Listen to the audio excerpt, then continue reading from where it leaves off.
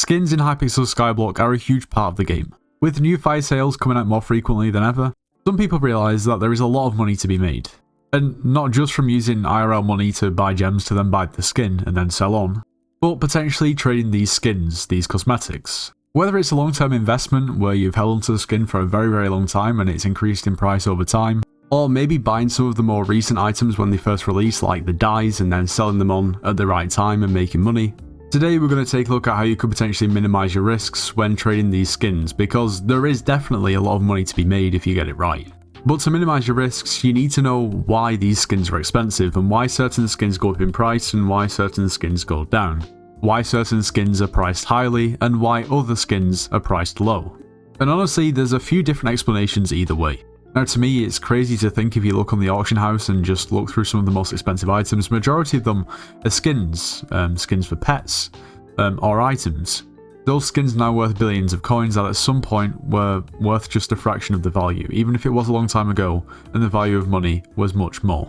Now before we get into it, if you are planning on purchasing anything from the Hypixel store, make sure to use code NITROS, it gets yourself 5% off. You should subscribe to the channel if you watch the videos and you haven't subscribed, please make sure to do so. You should join the Discord server, it's linked in the description of this video. We offer slayers and dungeon carries, so if you need carries or want to carry and make some coins, make sure to join. So when a new skin comes out in the fire sale, there's a few different things that determine the price of the item initially. So the first thing that determines how expensive they are, or the item is how many gems you actually have to pay. Now generally the more gems you have to pay, the more expensive the item generally ends up being. You've also got to look at the quantity of items that are offered. For instance, this pastel dye right here, items offered 60,000. Now if this was at a lower quantity, then naturally the price would have been higher because there's less supply. That may take a while to actually show, considering even if there was only 10,000, this is a relatively new dye and I guess there's quite a lot that still haven't been applied. You've also got to look at the actual item itself, the actual item that you're getting, the actual skin. Does the skin look good? If the skin looks good, then obviously it's going to be higher in price. You also have to consider what actual item the skin goes on. So if it's an item that people use all the time and people want to show off the skins for all the time, then that makes much more sense that it ends up being more expensive. Now for example, this skin right here, the Midnight Dolphin skin, in my opinion the skin looks pretty cool. Was a relatively, decent amount of gems. It's nothing crazy.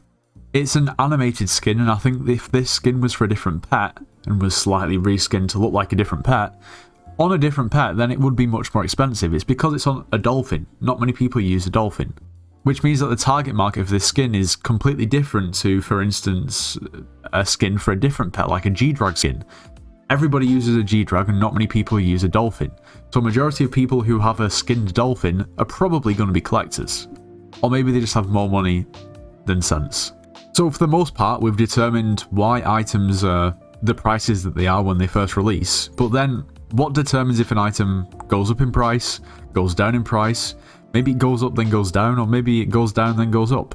You can never be 100% sure, there's always going to be outliers, but we can definitely guess. Well, not guess, but we can make an educated guess, some speculation. Now naturally, if there isn't a lot of quantity offered of the item in the fire sale, then it's going to go up in price quicker. Now the reason for that is because there's less in circulation. A lot of these skins are going to be applied, and of course when they're applied to an item they lose value. For instance, the Cyberpunk Wither Goggles, if you buy Wither Goggles with the Cyberpunk skin already applied, then you're going to pay 610 mil. If we look on the left, you can see Cyberpunk Wither Goggle skins are worth closer to 700 mil. That's if the skin's unapplied. So if the item's offered in small quantity, then that's pretty much a green flag for an item going up in price.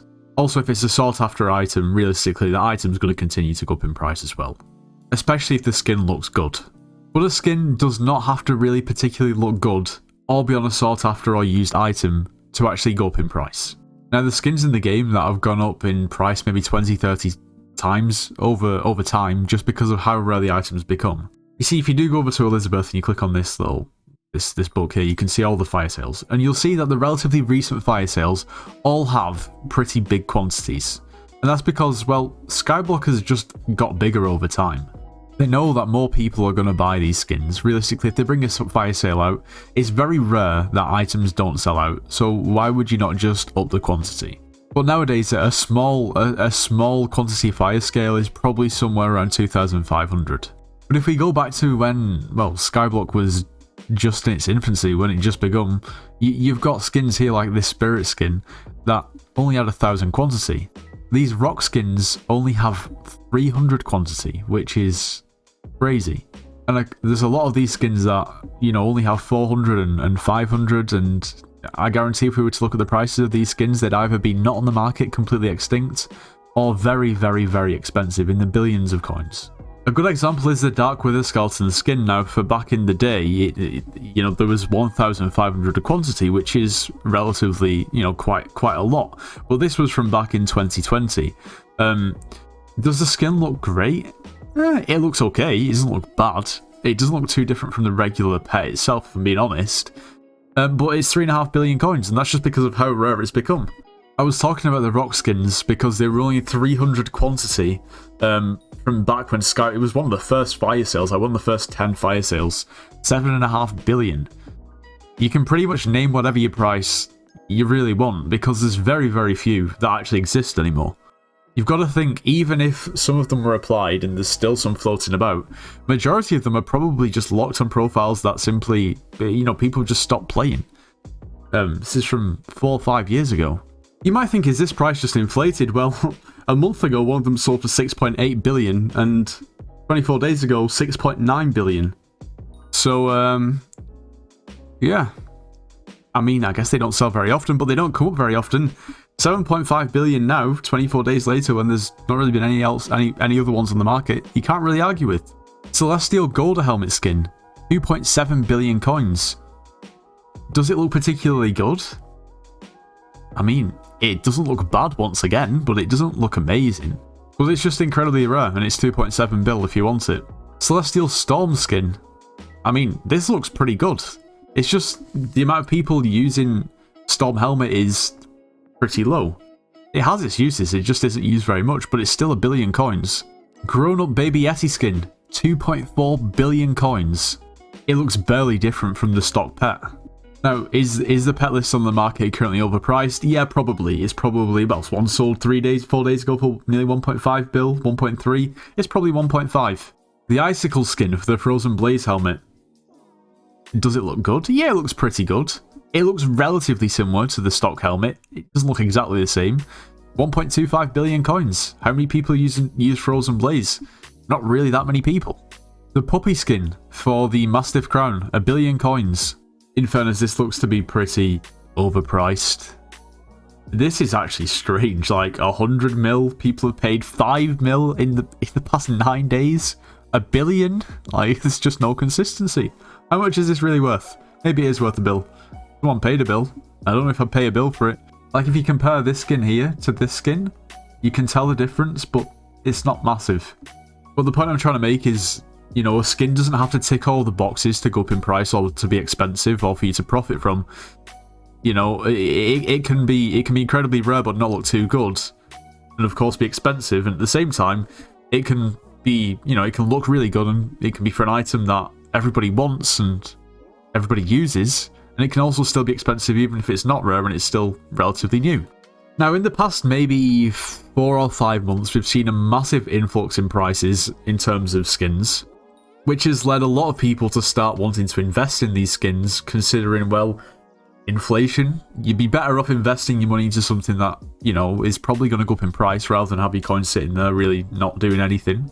People who are going to take a break from the game or want to quit, you know, periodically, want to invest the money into skins. Not just skins, but cosmetics. Now, a lot of people have invested the money into dyes. And I think more often than not, people are probably making bad investments and failing. And I think there's a pretty good reason for it.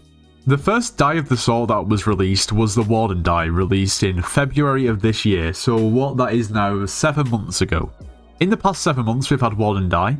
Then we've also had Lucky dye. When was that? That was in March, so not too long after. 2 months later in May, we had Rose dye. 2 months later in July, we had Portal dye. And earlier this month, we had Pastel Sky dye. Now you'll notice that, well, the Warden dye, Lucky dye, and then also the Rose dye all had 40,000 quantity, whereas the Portal dye and the Pastel Sky dye have 60,000 quantity. Once again, this makes perfect sense. These are going to sell out pretty much straight away, even though the quantity is, really high. Why not add an extra 20,000 on and, make 50% more money? It makes perfect sense. But I think people saw what happened with Warden Die, because initially when they first came out, I think they were selling for like 70 or 80 mil on the day or day after release. Then they dropped to like 40 mil, and then they gradually worked their way up to around 150 mil, like we see right now. If you bought at the right time, you could have easily made 100 mil per unit. The Lucky Die followed a similar pattern, although didn't rise as high. I think people just prefer the look of the Warden Die as opposed to the Lucky Die. The Rose Die, once again, a similar pattern but on a smaller scale, because once again I think people just kind of prefer the Warden Die. Obviously it's preference, but the proof's in the pudding. I just think people may be getting a bit sick of it, because then we have Portal Die and Pastel Die, which are, both different shades of purple, so both very similar, and also they had 50% more quantity. So I think investing in these dies has really kind of shot a lot of people in the foot. If we look at the graph for the Warden Die, like I said, initially it was like 50 mil, and then it kind of rose to going up to 60, and then not long after, 70, 80, it kind of skyrocketed up to 124. It peaked at around about 225 mil. This was in July. And since then, it's gradually declined. And I think that may be just because there's so many new dies of the type that are coming out. The novelty factor of these new colour-changing dies is kind of wearing off. Now, let's look at the Lucky Die. If you actually look, it is exactly the same pattern, just on a smaller scale. When they first came out, they were ridiculously cheaper than the Warden Dies, because I think people thought that, it was too soon almost.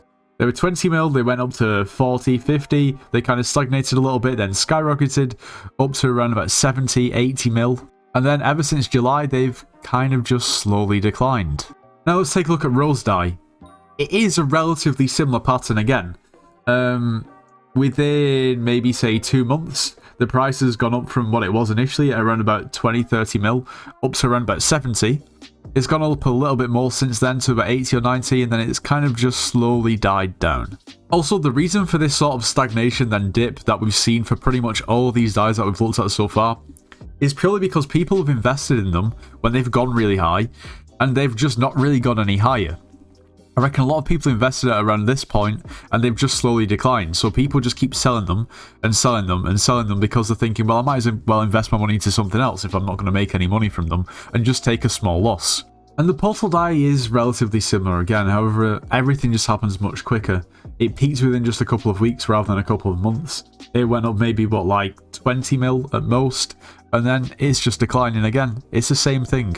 And maybe we've not given the Pastel Sky, enough time, but there's not really any proper increase. It kind of just spawns in at 60 mil, and there's just declined a little bit. And considering there's not really any further pattern that we can actually observe, it's difficult to say whether it's even worth investing in these dies at this point, even though they are all on the decline. But what could make these dies go up in price? Maybe the introduction of a new armor set, more people buying new armor sets, more people wanting to dye those armor sets. All of these dies are relatively reasonably priced, and you'll probably see that, well, some of the dies that maybe match the helmet that you'll be using with it might just go up a little bit more than the others. So, something else that applies to the majority of skins is, well, changes in the game. If something gets buffed that has, for instance, if a pet gets buffed that has already a good skin, but the pet wasn't, previously meta, but becomes meta, then unless that pet skin is ridiculously rare and is already, stupidly expensive for no real reason, then you're probably going to see an increase in price in the skin, even though it's indirect. Nothing is buffing the skin, it's just the item that you can apply the skin onto. And the same goes the other way. If an item's nerfed, then unless the item is stupidly expensive because it's really rare, then you're going to see, a decrease in price in the skin because less people are going to want it. So in my opinion, your best bet to decide what pet skins or cosmetics to invest in would be to either look through all the maybe older fire sales and take a look at some relatively decent skins that had relatively low quantity that haven't already gone up a lot in price, or look at some of the newer skins that I've released that maybe, on a sought after item, have a skin that looks nice, that aren't already ridiculously expensive. But ultimately, you are kind of gambling. You invest in something, you take the risk of it going up or down in price, and it's really, really hard to predict. Even if you think something's going to happen, there's always unforeseen, circumstances that may change the outcome, or really changes may happen for no real logical reason at all. For instance, when the Warden die first released, everyone was like, oh my god, this is crazy. And then when the Lucky Die released, everyone thought, oh well, the Lucky Die is going to be just as expensive as the Warden die, so invest in Lucky Dies, and that just wasn't the case. Whether that's just because people preferred the colour scheme of the Warden die, or for whatever reason, it just never really worked out as well as the Warden die. But anyway, that's going to be the end of today's video. If you've currently got, money invested into skins or cosmetics, let me know in the comments what you've invested into. And also, let me know how it's going. Are you currently in profit, or have you made a loss? If you enjoyed today's video, make sure to leave a like, subscribe if you're new, and I'll see you in the next one.